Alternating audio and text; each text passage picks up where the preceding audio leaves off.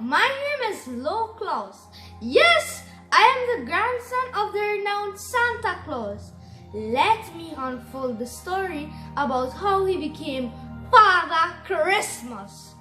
It started a day in Turkey, known back in the day as Myra. Mr. Claus, known during that time as Nicholas Claus, yes, his name is Nicholas, was a humble and giving boy who had roots way back in Germany and in the Balkans in Serbia. He loved helping homeless, poor and depressed people. Most times his friends called him Mr. Giver since he loved giving to people.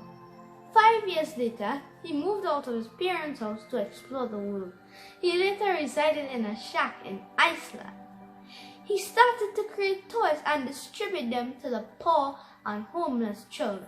He was having a great time until something happened. The king of that land had fatally passed away. His son was the king now, which was a detrimental thing. The son had arrested Mr. Claus for distributing to the homeless. Mr. Claus was sentenced to death for mocking the government. Everyone was angered with this outrageous decision. One day, the prison gate was bombarded with outraged citizens.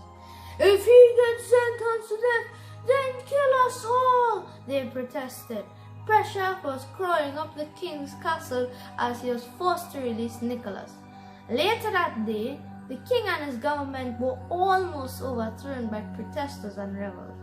Even though Santa Claus had been sentenced to death by the king, St. Nicholas protected the king and his government. Mr. Claus then left the Nordic lands and went to Bilbao in Spain. When he went to Spain, he declared Navidad a public holiday, in conjunction with the Spanish leader. That is where Feliz Navidad came from. His health went down from there. At only 34, he was 450 pounds.